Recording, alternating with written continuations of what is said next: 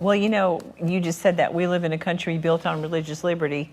And of course, the symbol of the cross is seen in churches, homes, establishments, and even jewelry. But for some reason, one teacher's cross peacefully hanging next to her desk caused an uproar that led to her losing her job and being escorted from the school. I want you to listen as Marisol shares a piece of her story. Marisol Castro has been teaching for more than 30 years. As a devout Catholic, Marisol kept a small cross in her personal space near her desk for more than a decade. I always kept it, down low where it would be just mine. But then she got a text. You're having a meeting because somebody complained about the cross. I need the cross down by the end of the day today. One meeting led to another. They said maybe she could keep it in a drawer, or how about under your desk? So she tried that. It was awful, but the only consolation that I had that night was knowing that it wasn't going to stay there. I came in first thing in the morning, picked it up, put it back.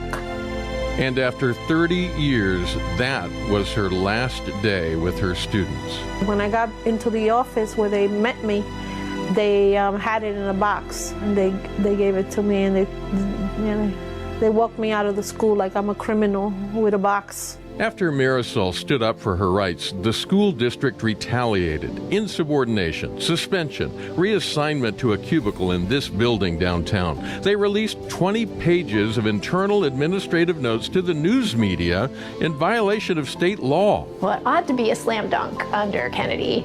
The decision from a few years ago where the football coach was allowed to pray on the 50-yard line, the Supreme Court made clear there that visible private religious expression that students can see is just fine, and for the school there to say, oh, this violates the Establishment Clause was just flat wrong.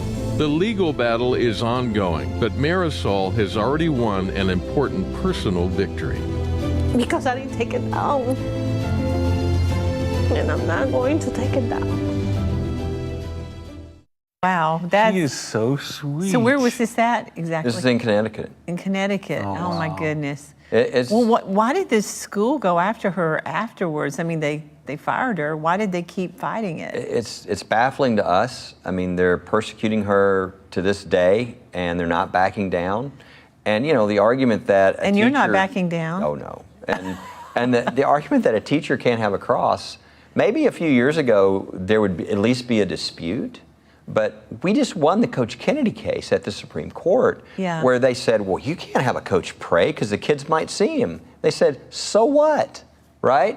He has free speech. He has free exercise of religion. He's not telling any kid that they have to do anything. You can have a rainbow. That's a religious exactly symbol. And so for them to say that she can't have a cross when everybody else in the school has Yodas and all the teachers have all kinds of things on their desk. And it's just crazy. But one of the great things is what we do in all of our cases is we have some of the biggest law firms in the world. They donate their time because there are believers there who are the best lawyers, but they've never gotten to do a case for the kingdom. So we go to these big law firms and we say to these believers, how would you like to work on a kingdom case? And they'll take a case. All pro bono. Wow. And so we have the teams of the most powerful lawyers in the country who are being blessed by being able to represent people like Marisol. And the result is a victory. We went over 90% of our cases. That is a precedent that protects everybody in the So body. what do you see happening with Marisol? I mean, we're going to win this case. I mean, it's Where's what it the at? law Where's it is. at right now? We're in federal district court in Connecticut, and we'll keep fighting until we get a victory. I mean, I can't imagine any judge ruling against us on this in light of the Supreme Court precedent, but sometimes you do. If you do, you appeal and you get it overturned there, and this is wrong. Teachers, there's a famous case that goes back to the late 60s.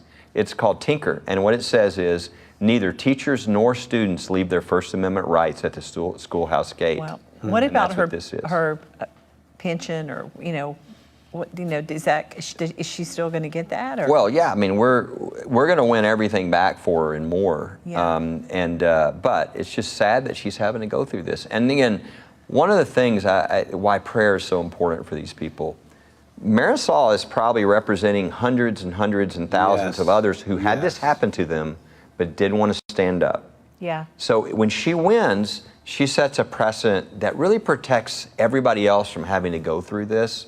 And it's hard to go through this. You can ask Joe Kennedy, but it's hard. It's hard. Yeah, because Joe Kennedy, how long was that case? 7.5 years. 7.5 years, and he lost and lost, right, until he won. Until we won at the Supreme Court. And so this is a really a lonely battle. You're in it by yourself, and you need prayer cover. You need people coming around you. You need notes. We ask for notes a lot of time for people because they feel alone, and they're heroes. What they're doing, the Navy SEALs. I mean, they risk everything that they'd given their whole career because they couldn't violate their I'll tell you one of the coolest things that we didn't talk about in the Navy SEALs. Every one of those guys, when I talked to them afterwards, had a time where they had to sit down with their wives and say, honey, we're about to lose everything. And every one of their wives said, don't back down. Don't violate your faith. And God bless them. Amen. You know, they picked great wives, all of them. And so it takes a lot to do that. Yeah.